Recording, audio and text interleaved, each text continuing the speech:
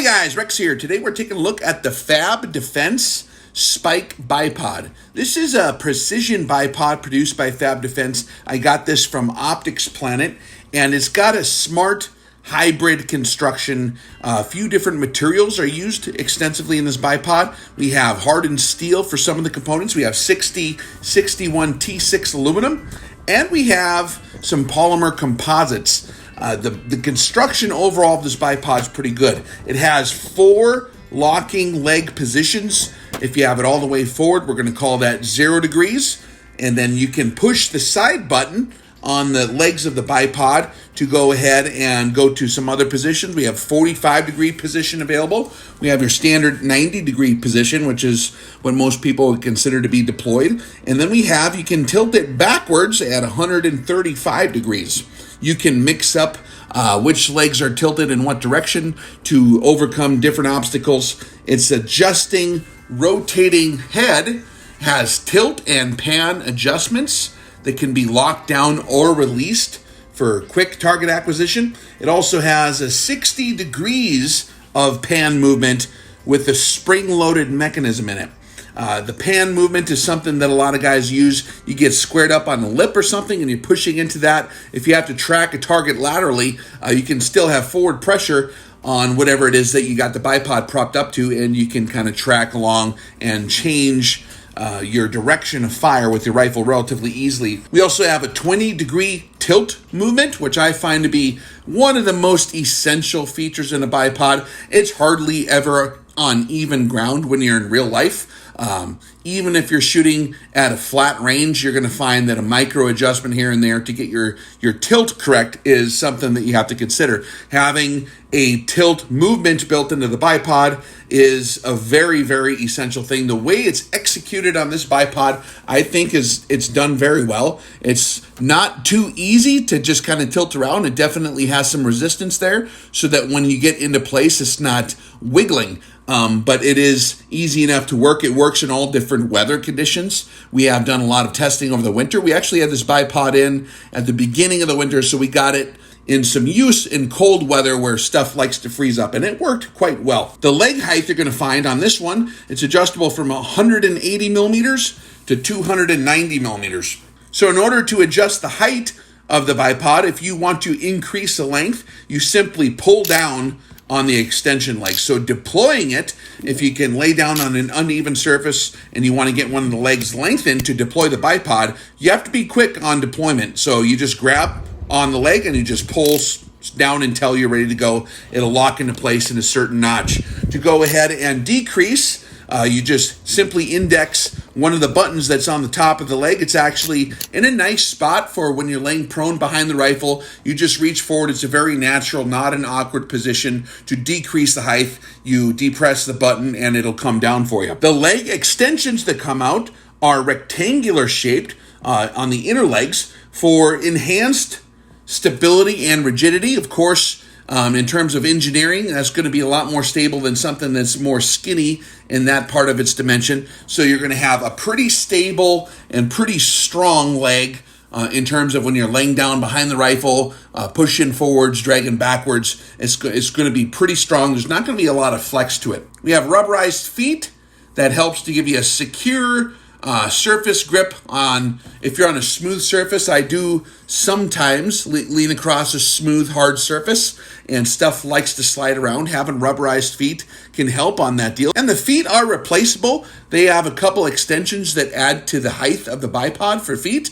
You simply depress the little button down by the foot there. It's not going to fall out on accident. You have to kind of get Western with that button. You got to push it pretty hard. But once you push that button, the feet pull out and you can replace them with a little bit longer feet. You don't need any special tools to get that accomplished. It has an overall footprint of 245 to 300 millimeters. The bipod weighs about 405 grams, which is a little heavier than some. It's not like an ultra-light bipod, but it's very nicely constructed. This is something that's pretty stout.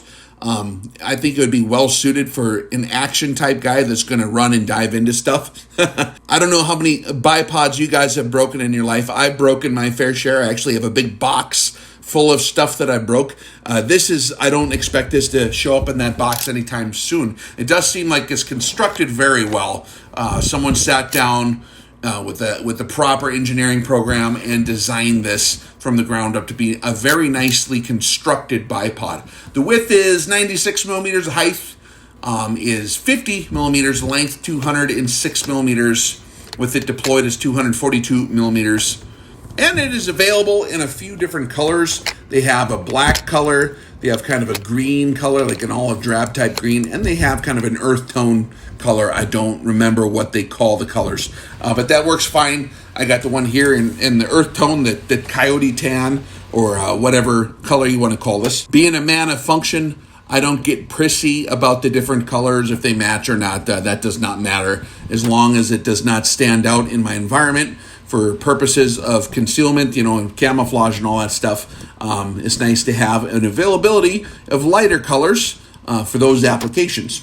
They do have one that is available with a Picatinny rail adapter that attaches to a rail. The version I have is actually made for an MLOK, which simplifies the entire system, mounts straight into the MLOK. When you take it off, you don't have to have a separate rail section to attach it. So they have a couple different ways to attach it. We do have a knob at the bottom of the bipod that adjusts the tension for when you're doing your tilt, and that's pretty easy to get a hold of. It's knurled pretty aggressively so that you can get a good grip on that, and you have enough of a wheel there on that knob to go ahead and use your finger strength to go ahead and just tighten that up or loosen it up as you see fit.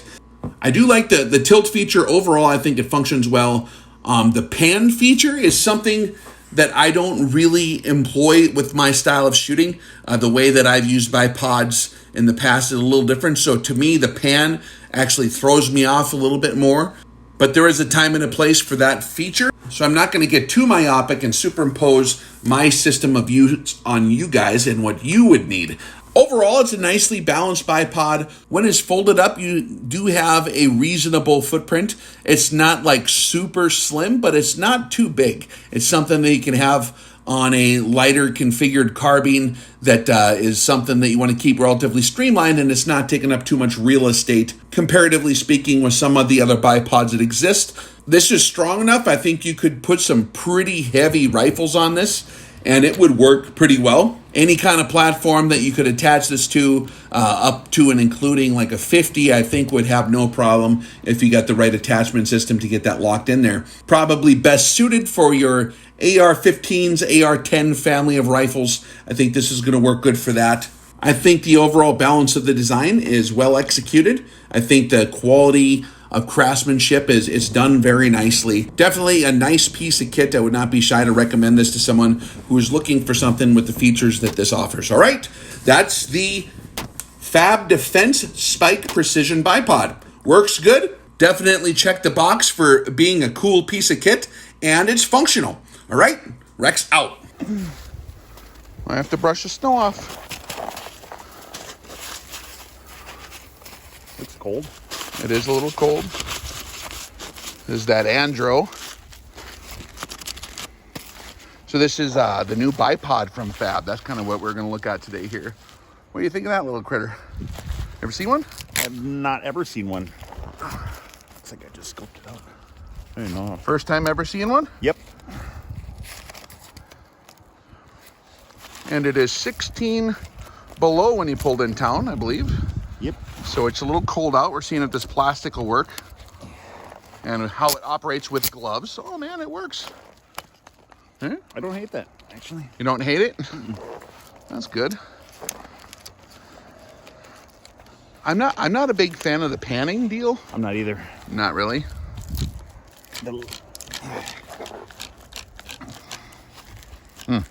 It's still articulating like that, so that's good. Yeah, that knob could be tensioned down here, I think, is how it works. But man, that wind has got bite to it. And I'm going to pull my hat down more. There we go. It's like a 5-mile-an-hour wind, but it's just killer. Super nice to adjust. Yeah. The length of them, though, even with big clumsy gloves on. Yep. Easy, easy, easy. Cool. Maybe we'll go run and gun it after a little while. I was hoping you'd say that because I am not.